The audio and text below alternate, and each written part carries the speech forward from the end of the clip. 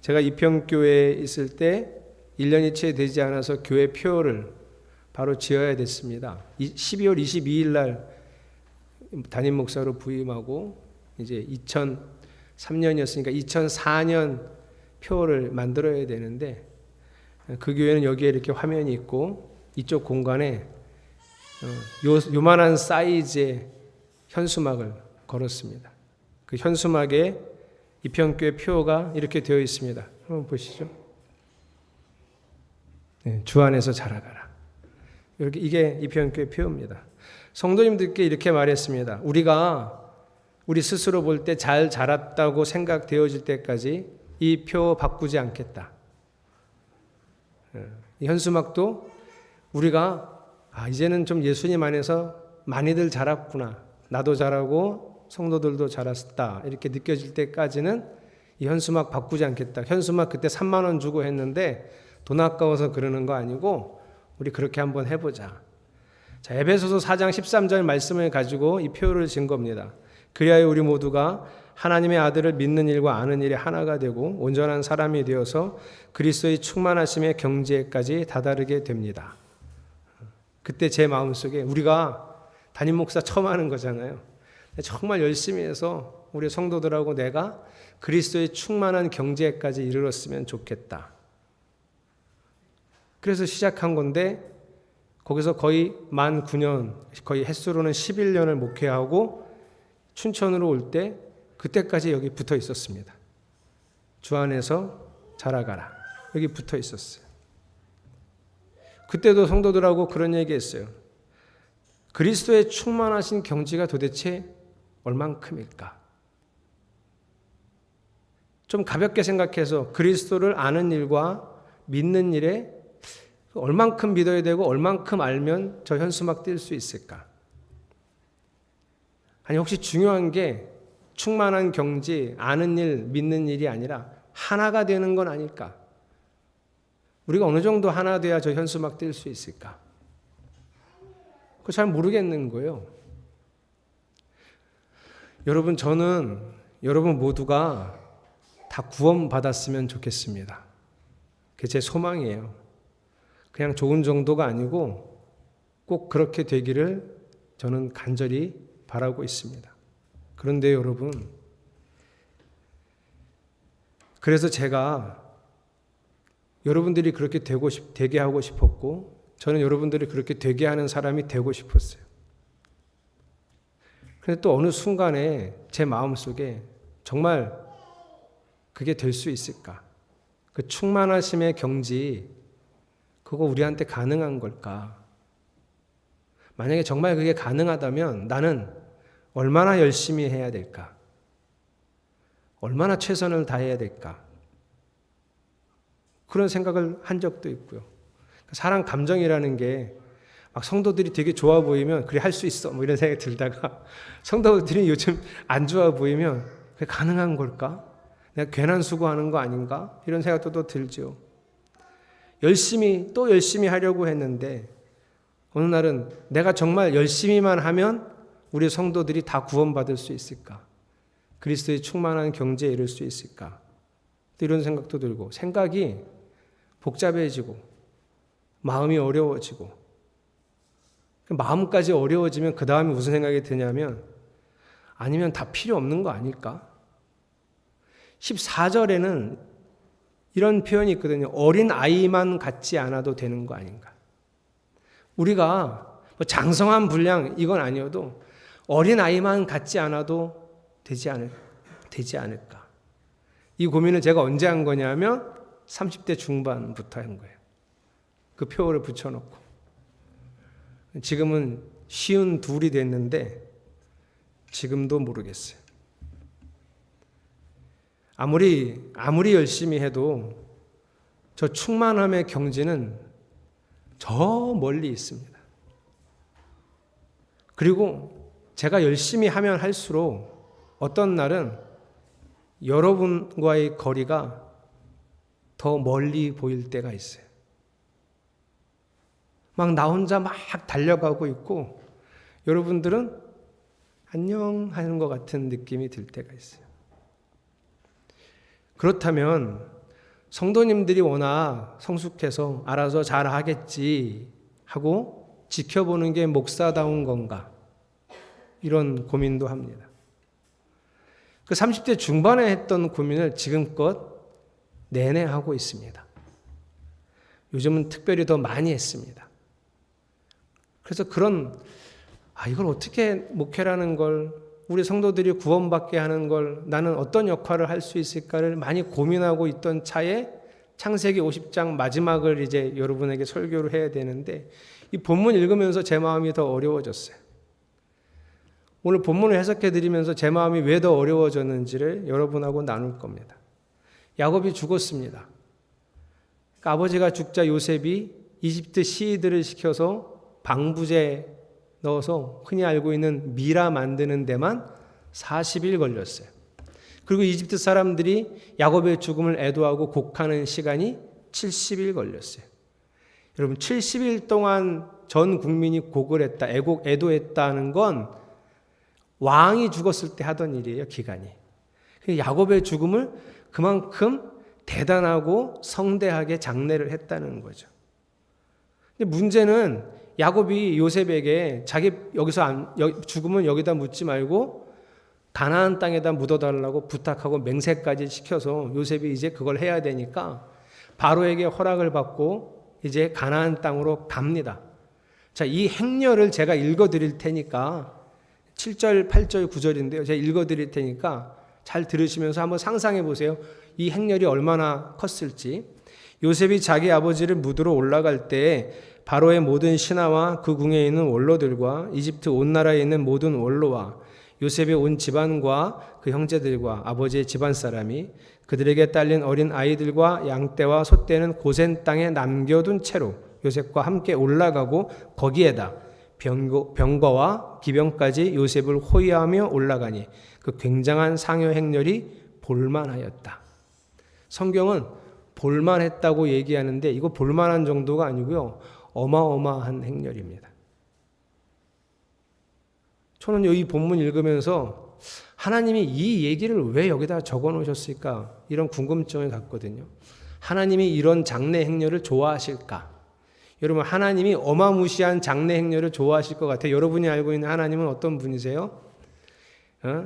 내 자녀, 내 백성이 죽었는데 막 사람들이 엄청 와서 애도해주고 이러는 거 하나님이 좋아하실까요? 제가 알고 있는 하나님은 소박한 거 좋아하실 것 같은데, 그런데 그 하나님이 왜 이렇게 성대한 장례를 이렇게 자세하게 적어 놓으셨을까? 그래서 의아한 거예요. 두 번째 의아한 거는 이 장례 행렬이 움직인 이동 경로입니다. 지도를 보여드릴게요. 지도에서 고센 땅을 찾아보세요. 지도가 작아지니까 잘 못 찾겠네. 여러분이 보실 때 왼쪽 끝 각종 화살표가 돌아오는, 특히 보라색 화살표가 있는 곳이 고센 땅입니다. 자, 아버지를 어디다 묻어야 되냐면 헤브론에 묻어야 됩니다. 헤브론에 좀 표시해 줄래요? 저기 보라색 가다 보면 있는데 위에, 조금만 더 위에. 예, 거기가 헤브론이에요. 네, 맞아요. 거기가 헤브론이에요. 자, 저기 어떻게 가면 좋을까요? 지금 저 빨간색으로 된 해변길을 따라서 그랄이라고 하는 데까지 가서 그 그랄에서 산으로 골짜기를 따라 올라가면 헤브론은 금방 갑니다. 이거 천천히 가도 일주일이면 갑니다. 이렇게 가면 돼요. 제일 빨라요. 그런데 느닷없이 창세기 50장 10절에 이런 내용이 나옵니다.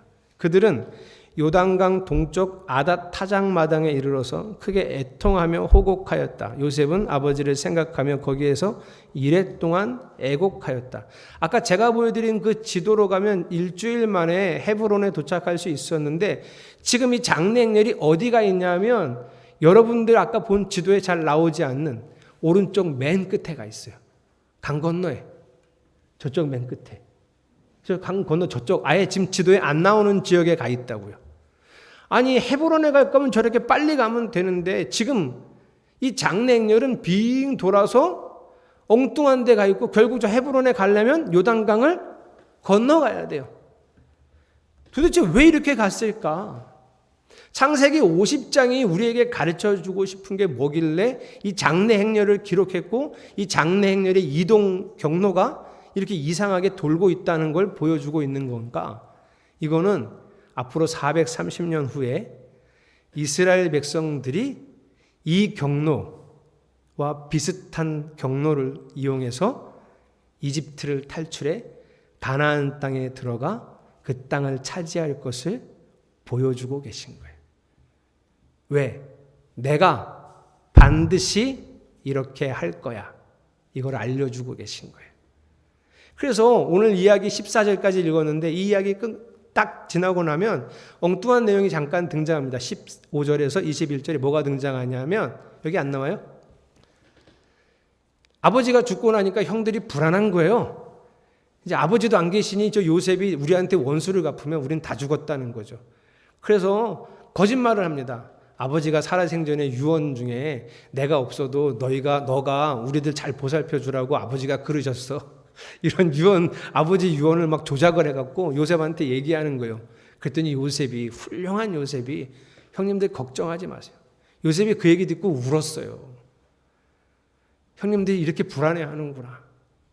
형님들이 이렇게 두려워하는구나. 그게 마음 아파서 울었어요. 울고 형님들 걱정하지 마세요. 제가 형님들과 형님들의 자녀들, 그 후손들을 다 책임지겠습니다.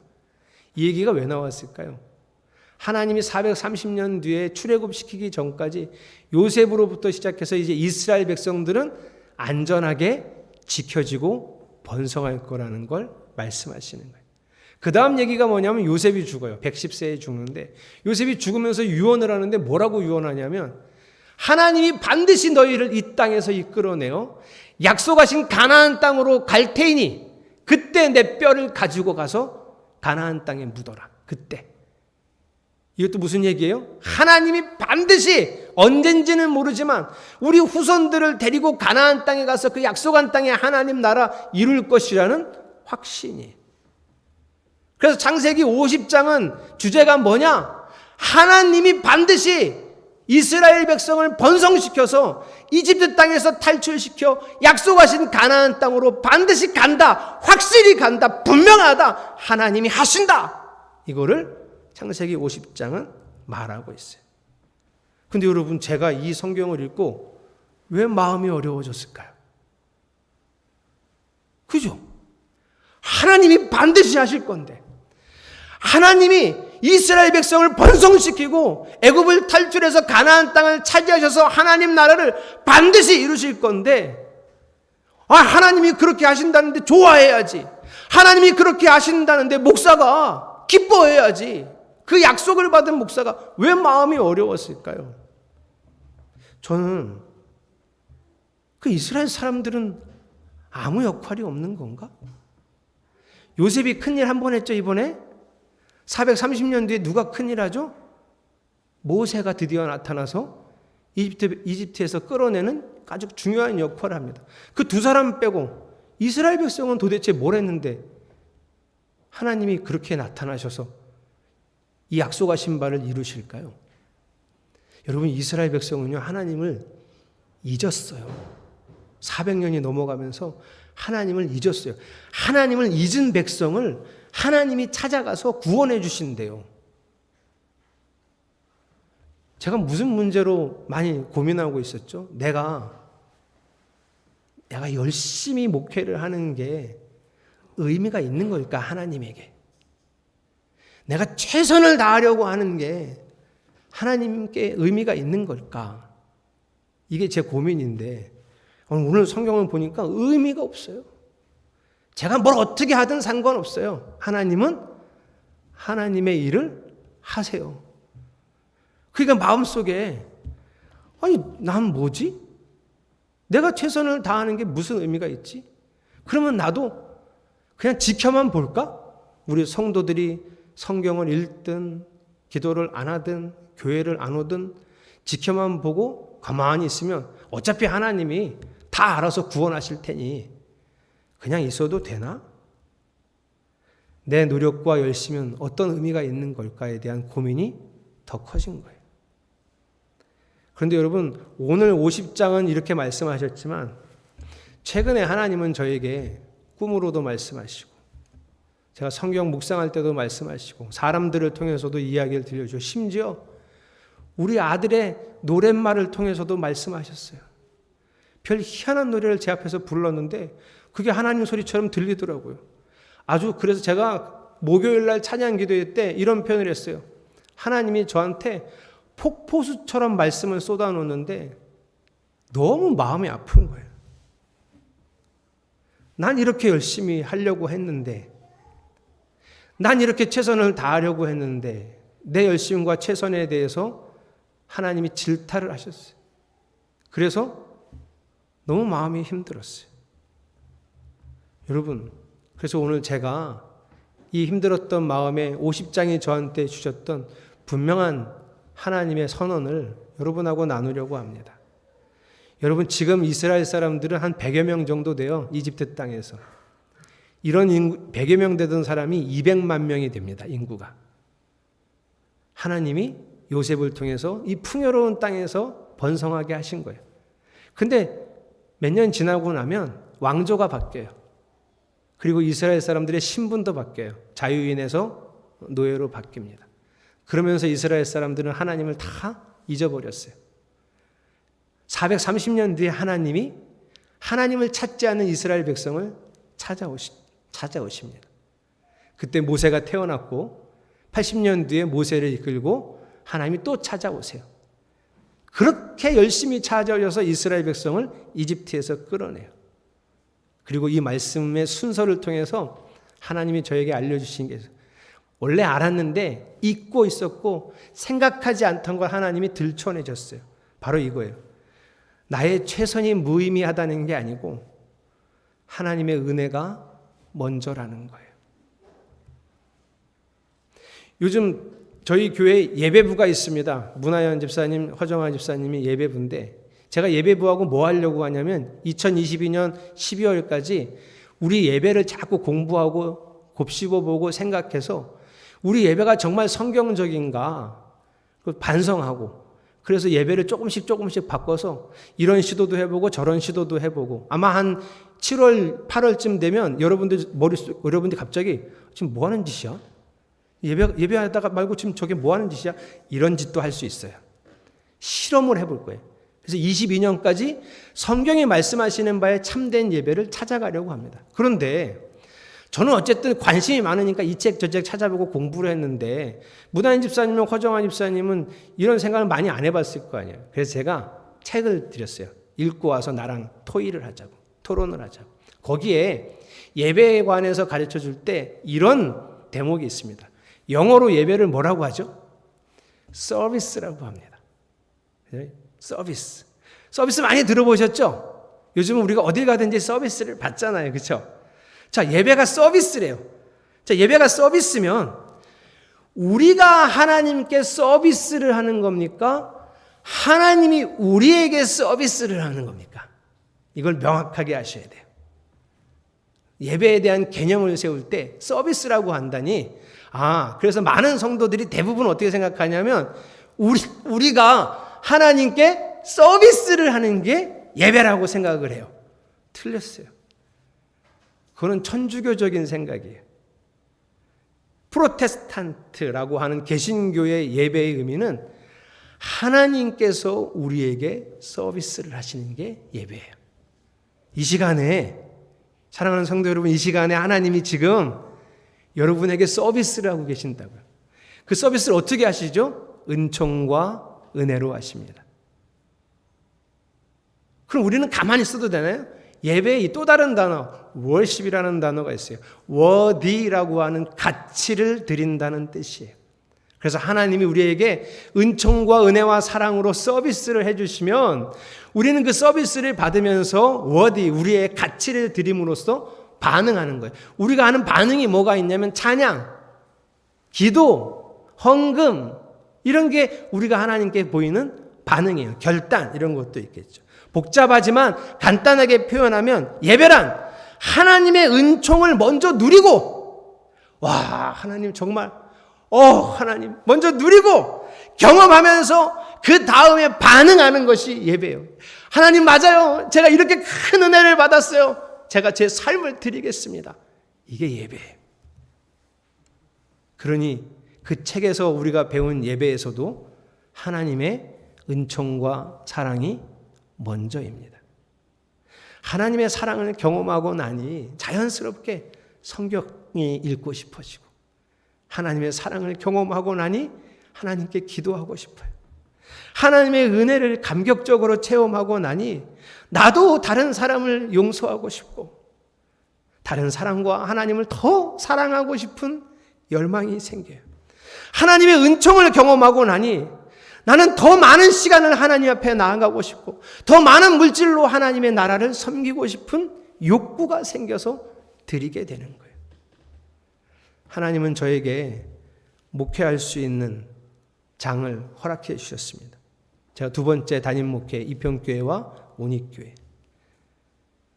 제가 목회를 시작하게 된 분명한 이유는 이렇습니다. 어느 날 제 마음속에 이런 은혜가 왔어요. 나같이 참혹한 인생에 찾아오신 예수님의 사랑에 대해서요. 예수님이 자신의 목숨으로 내 몸값을 지불하고 저를 예수님이 사셨어요. 예수님이 그래서 제 주인이 됐어요. 그것만 해도 대단하다는 생각이 들었거든요. 저는 대단하다. 내가 뭐라고 자기 목숨으로 내 값을 치르고 나를 사나, 내가 그렇게 그런 것까지 주고 살 만한 가치가 있는 인간인가. 그것만 해도 너무 감격스러웠는데, 성경을 읽는데 그 예수님이 제 안에 오셨어요.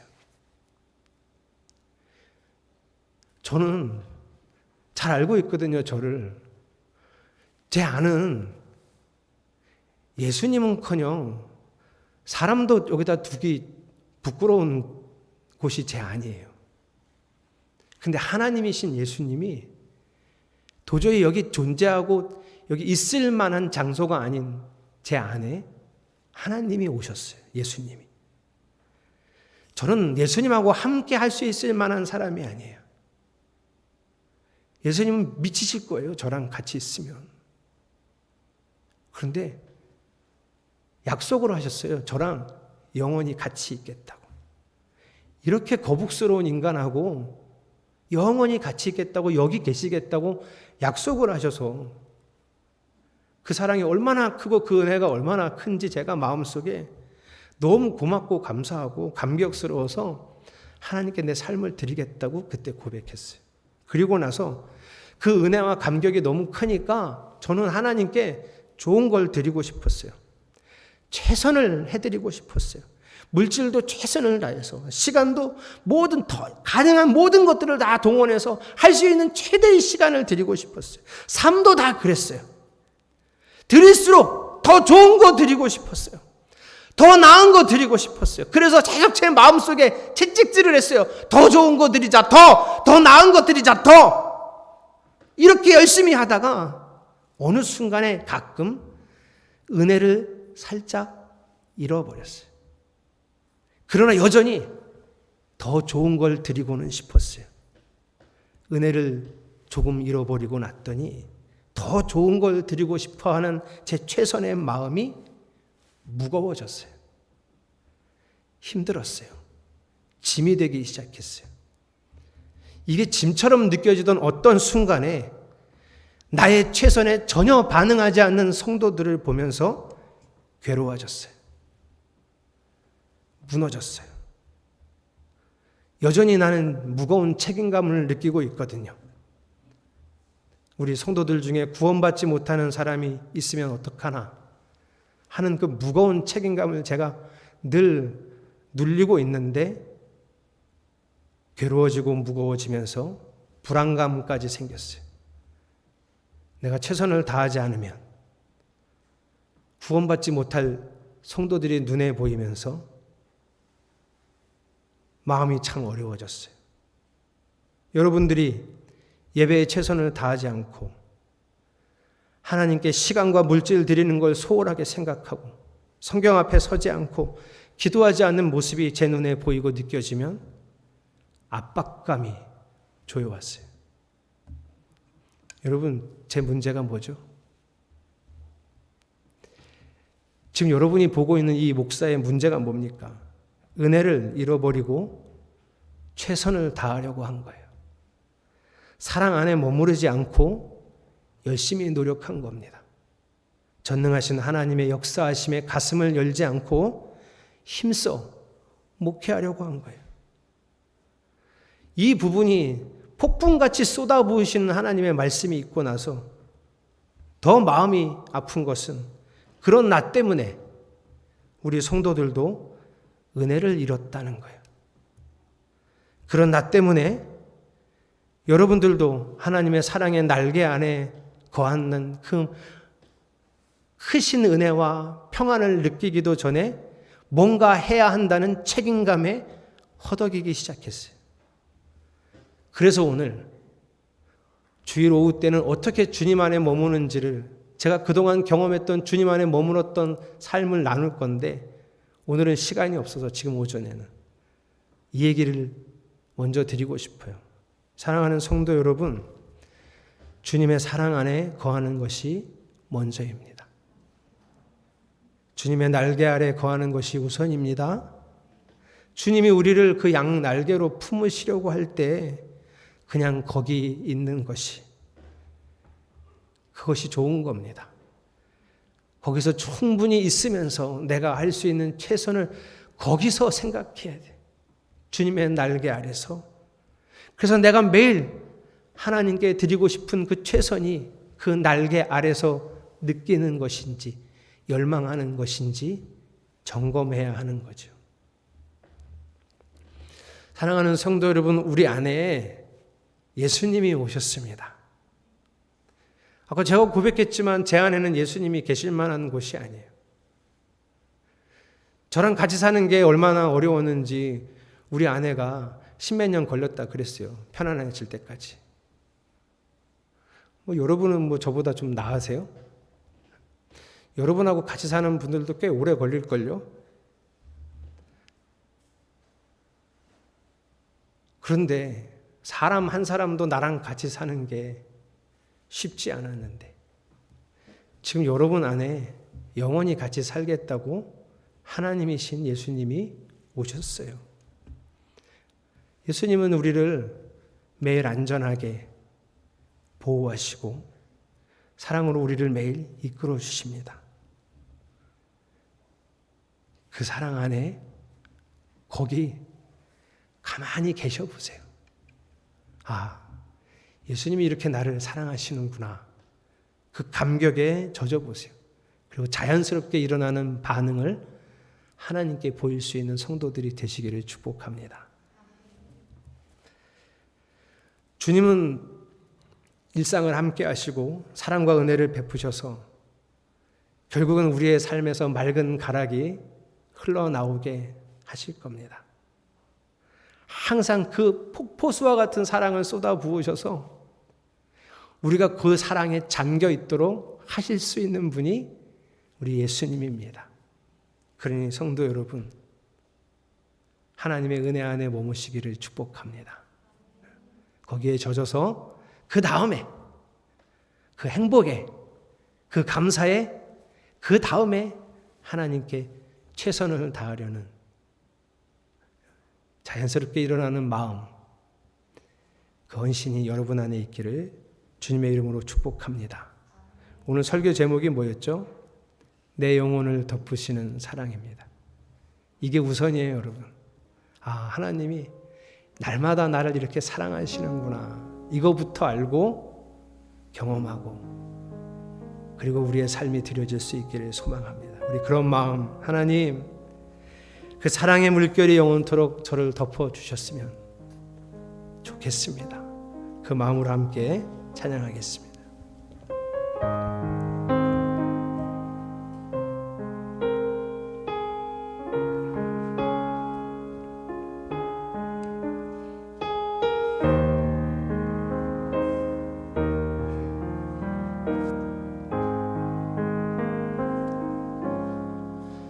내 영혼의 극히 깊은 데서 맑은 가락이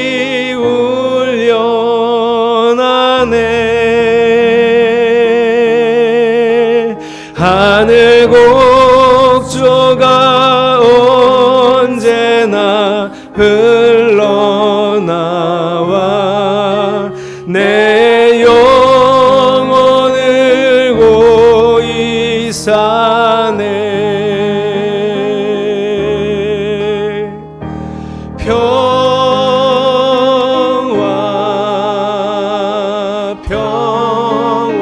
평화로다. 하늘 위에서 내려오네.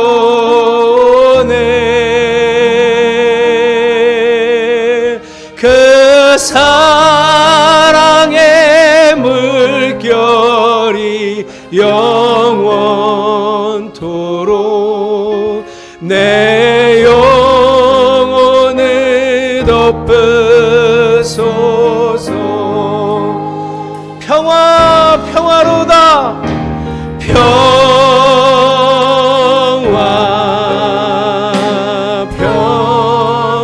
평화로다. 하늘 위에서 내려오네.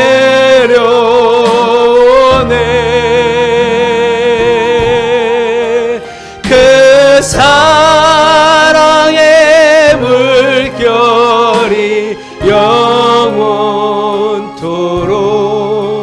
내 영혼을 덮으소서. 내 마음속에 솟아난 이 평화는 내 마음속에 솟아난 이 평화는 깊이 묻힌 보배로다.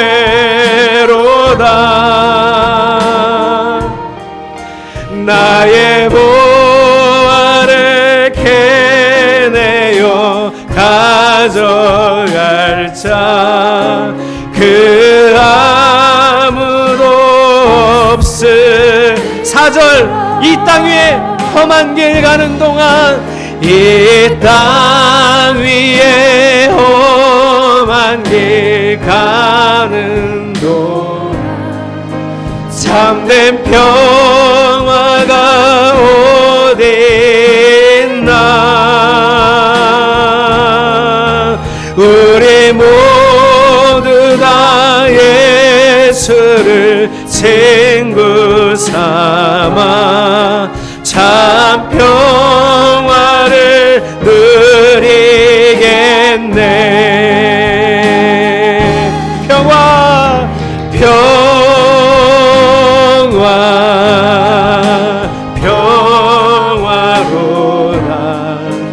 하늘 위에서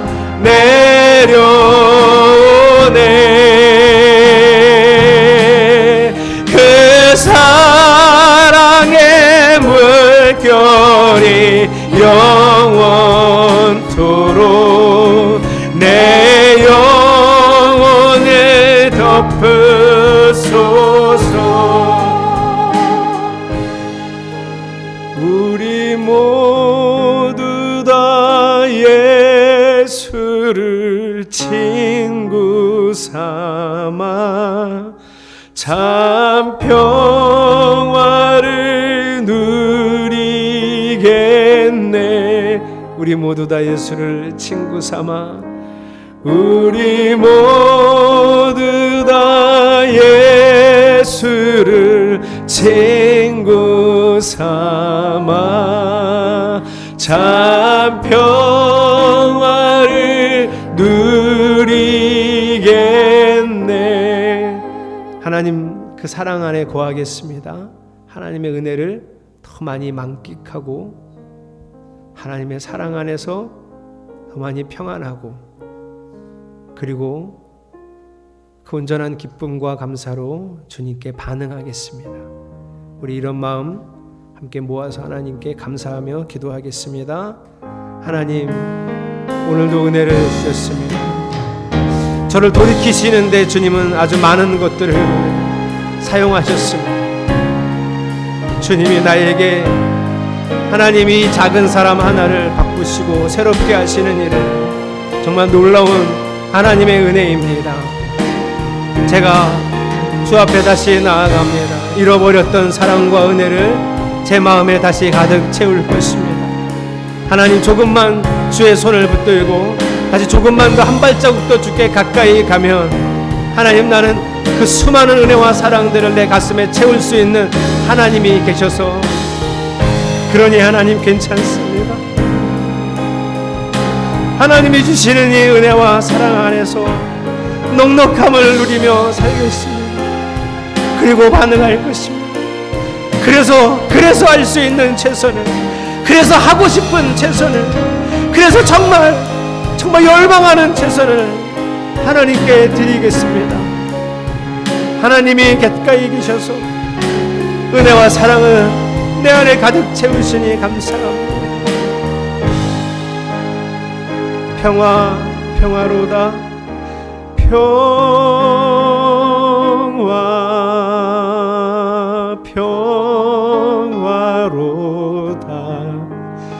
하늘 위에서 내려오네.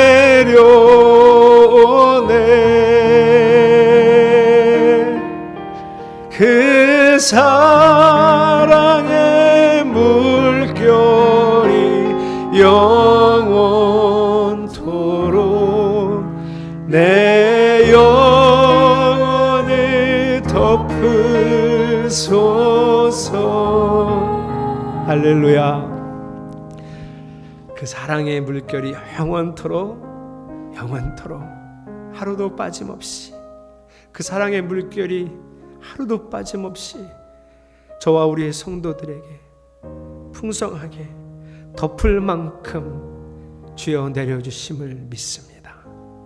오늘도 이 은혜와 사랑 가운데 거하게 하시라고, 거하라고 말씀하여 주신 하나님께 감사드리며 그 사랑의 날개 아래 거하기를 갈망하겠습니다. 예수님의 이름으로 기도드렸습니다. 아멘.